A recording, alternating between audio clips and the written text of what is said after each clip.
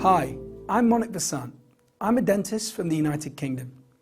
I have a special interest in minimally invasive aesthetic dentistry with a big focus on short-term orthodontic work along with adhesive dentistry, specifically with direct composite bonding. I'm here to talk to you today about the MIRIS2 material by COLTENE. MIRIS2 has been used by many of the world's leading clinicians for many years, despite newer materials regularly coming to the marketplace. Why, you may ask, is this material so popular? The answer is in its ability to replicate nature predictably whilst ensuring ease of use and ideal handling. Many of the restorative materials today are based on the age-old Vita shading system, with materials being designed to have a single shade aimed to replicate both enamel and dentine. However, in nature, a tooth color is created by the complex interaction of dentine, enamel, their respective thicknesses, and their interactions with light. With this in mind, how can one shade of material used in varying thicknesses accurately mimic this very complex union? The dilemma led to the birth of the natural layering concept, which was the brainchild of Dr. Didier Dietschy.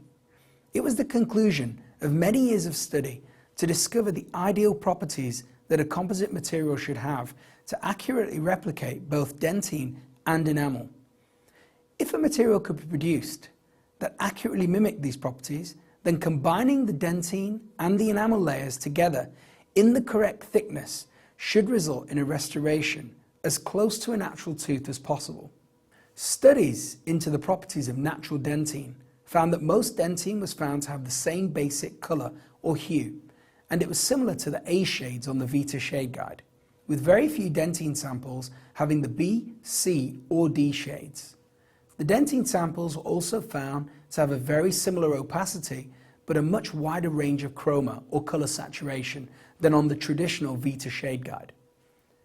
This data was then used to formulate the MIRIS2 dentine shades, which are all based around the A shades with a similar opacity, but a much wider range of color saturation, going from S0 to S7, as here. The research found that enamel tremendously influenced the perception of color. They found that in natural enamel, differences in lightness and translucency proved to vary in relation to tooth age, and therefore 3 different types of enamel were described. First, we have young enamel. This had a white tint and a very high opalescence and less translucency. Adult enamel was the second type, which had a natural tint, less opalescence, and an intermediate translucency. And then old enamel, which had a yellow tint and a higher translucency to allow for some of these natural variations between the distinct groups. 5 different types of enamels based on the above findings were made for MIRIS2. MIRIS2 dentine and enamel layers exhibit a fluorescence very similar to the natural tissue.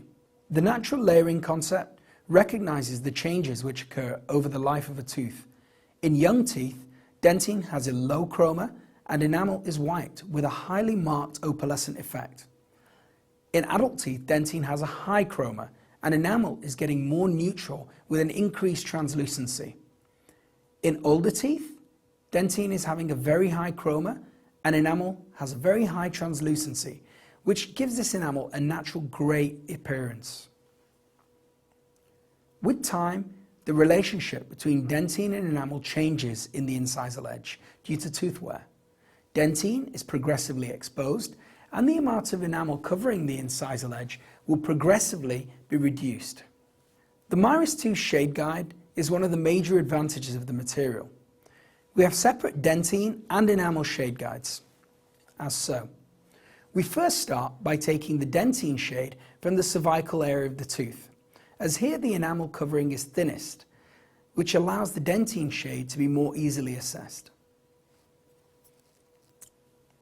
Then we select the enamel shade from the incisal edge of the tooth, and here the enamel is thickest and the dentine influence is less, allowing the enamel shade to be more accurately assessed. Now, once the shades are selected, the chosen dentine and enamel shade tabs can be fitted together seamlessly to allow you to check whether the tooth shade is correct. Most importantly, these shade guides are made from the MIRIS2 material itself, unlike many other manufacturers' shade guides which are made with a different material than that being used. This has very important implications as other materials will interact with light differently to composite, and hence the shade will not be accurate. The basic layering of MIRIS involves the application of two materials, and in 95% of cases you will only need a single dentine and a single enamel shade. Only in an obviously polychromatic tooth will more than one shade of each be needed. Ideally, we want to use dentine and enamel composite layers in a similar arrangement, position, and amount as found in the natural tooth. In addition to the dentine and enamel shades, we also have 4 effect shades used in very specific situations to replicate the natural tooth effects when needed. The effect blue is to simulate the incisal edge opalescence in young teeth. The gold material is used to simulate areas of high chroma, sometimes found in the incisal edge area. And finally, the white to white opaque effects can be used to simulate white spots or highlight cusps or slopes, maybe on posterior teeth. MIRIS can be used in any anterior or posterior situation. Its nanohybrid chemistry means it is strong and durable for posterior use, whilst its optical properties and excellent polishability make it an ideal anterior material. In addition, its handling makes it easy to sculpt with minimal slumping, whilst also being able to be manipulated into a very thin section, making it a real all-rounder. In summary, if you want to replicate nature, then MIRIS2 is your composite.